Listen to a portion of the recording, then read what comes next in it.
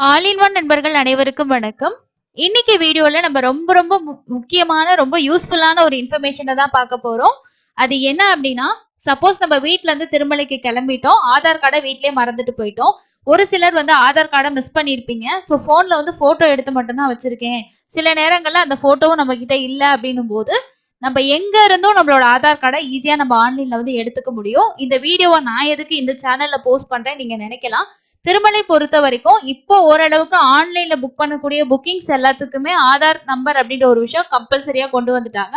ஆஃப்லைன்ல நம்ம போயிட்டு ஒரு திவ்ய தரிசன டிக்கெட் வாங்கணும்னாலும் சரி, இலவச தரிசன டிக்கெட் வாங்கணும்னாலும் சரி, ஈவன் வந்து நம்ம திருமலையில ரூம் புக் பண்ணணும், கீழ் திருப்பதியில ஒரு ஆஃப்லைன் ரூம் புக் பண்ணணும், லாக்கர் ஃபெசிலிட்டிஸ் எடுக்கணும், இந்த மாதிரி எல்லா விஷயத்துக்குமே பிரைவேட் மடங்கள்ல தங்குறதுக்கு கூட ஆதார் கண்டிப்பா கேட்பாங்க. ஸோ இந்த மாதிரி நமக்கு ஆஃப்லைன்ல நிறைய இடங்கள்ல ஆதார் வந்து தேவைப்படும். அந்த மாதிரி சமயங்கள்ல ஒரு நெட் சென்டரை போய் தேடிக்கிட்டோம். ஏன்னா நம்ம இங்க இருந்து தமிழ்நாட்டுல இருந்து இன்னொரு ஸ்டேட்டுக்கு நம்ம போகும்போது கடைகள் இருக்கும். பட் அவங்க கிட்ட நம்மளோட பேசுற விஷயங்களை கன்வே பண்ணி அவங்க கிட்ட இருந்து டவுன்லோட் பண்ணி வாங்குறது அப்படின்றது அந்த அளவுக்கு சேஃப்டி கிடையாதுங்க. ஏன்னா எல்லா இடத்துலயுமே நம்மளோட ப்ரூஃபை கொடுத்துட முடியாது. ஸோ இன்னைக்கு எல்லாருமே ஸ்மார்ட் போன் யூஸ் பண்றோம். அதே மாதிரி எல்லாரும் நெட் கனெக்ஷனும் யூஸ் பண்றோம். இந்த மெத்தட் தெரிஞ்சுக்கிச்சுன்னா உங்களுக்கு ஈஸியா எங்க வேணாலும் நீங்க யூஸ் பண்ணிக்கலாம். இதுவே நம்ம கையில பிரிண்ட் அவுட்டா தான் கொண்டு போகணும் அப்படின்றது இல்ல. சில இடங்கள்ல நம்ம போன்ல இருக்கக்கூடியதை கூட காட்டி நம்ம ப்ராசஸ் வந்து பண்ணக்கூடிய ஒரு ஆப்ஷனும் இருக்கு. ஸோ அதனால இது எப்படி டவுன்லோட் பண்றது அப்படின்றத தான் நான் உங்களுக்கு வந்து ஷேர் பண்றேன். ஸோ கண்டிப்பா யூஸ்ஃபுல்லா இருக்கும்னா பார்த்து தெரிஞ்சு வச்சுக்கோங்க. நம்ம நிறைய புக்கிங்ஸ்ல இருந்து டெய்லி அப்டேட்ஸ் வரைக்கும் எல்லாமே உங்ககிட்ட ஷேர் பண்ணிக்கிட்டு தான் இருக்கும். சேனலை இப்பதான் ஃபர்ஸ்ட் டைம் பாக்குறீங்க, சப்ஸ்கிரைப் பண்ணலன்னா சப்ஸ்கிரைப் பண்ணிக்கோங்க. வாங்க எப்படி டவுன்லோட் பண்றது அப்படின்றத தெரிஞ்சுக்கலாம். ஆதார் கார்டு ரிலேட்டடா இருக்கக்கூடிய இன்ஃபர்மேஷன் எல்லாமே இந்த வெப்சைட்ல தான் நம்ம யூஸ் பண்ணணும். இந்த வெப்சைட்டோட லிங்கை ஃபர்ஸ்ட் கமெண்ட்லயும் அதே மாதிரி டிஸ்கிரிப்ஷன் பாக்ஸ்லயும் கொடுத்துருக்கேன். இல்ல நீங்க கூகுள் குரோம்ல போயிட்டு மை ஆதார் அப்படின்னு சொல்லி சர்ச் பண்ணாலே ஃபர்ஸ்டே இந்த வெப்சைட் உங்களுக்கு வரும்.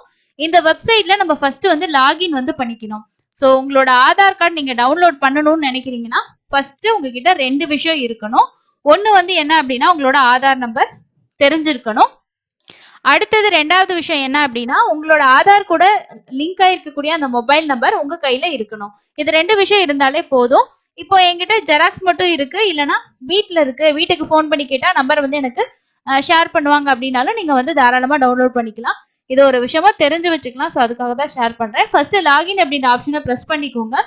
கிளிக் பண்ணதுக்கு அப்புறமா இந்த இடத்துல உங்களோட ஆதார் நம்பரை என்டர் பண்ணிட்டு இங்க கொடுத்துருக்காங்க பாத்தீங்களா கேப்சா அப்படின்னு சொல்லிட்டு TIH5 Fன்னு கொடுத்துருக்காங்களே அதை என்டர் பண்ணிட்டு சென்ட் OTP அப்படின்னு கொடுத்தோம் அப்படின்னா நம்மளோட ஆதார் கூட ரிஜிஸ்டர் ஆயிருக்கு அந்த மொபைல் நம்பருக்கு உங்களுக்கு ஒரு OTP ஷேர் ஆகும். அந்த OTP என்டர் பண்ணிட்டு லாகின் வந்து பண்ணிக்கணும். OTP என்டர் பண்ணி நம்ம லாகின் பண்ணதுக்கு அப்புறமா உங்களோட டேஷ்போர்டு வந்து இந்த மாதிரி தான் இருக்கும். இதுல ரொம்ப ஈஸியா நம்ம டவுன்லோட் பண்ணிக்கலாம். ஃபர்ஸ்டே கொடுத்துருக்காங்க பாருங்க டவுன்லோட் ஆதார் அப்படின்ற ஆப்ஷனை, அந்த ஆப்ஷனை கிளிக் பண்ணிக்கோங்க. நெக்ஸ்ட் பேஜ்ல உங்களோட டீடைல்ஸ் எல்லாமே கொடுத்துருப்பாங்க. இதுல do you own mask Aadhaar அப்படின்னு சொல்லி கேட்டிருக்கோம்.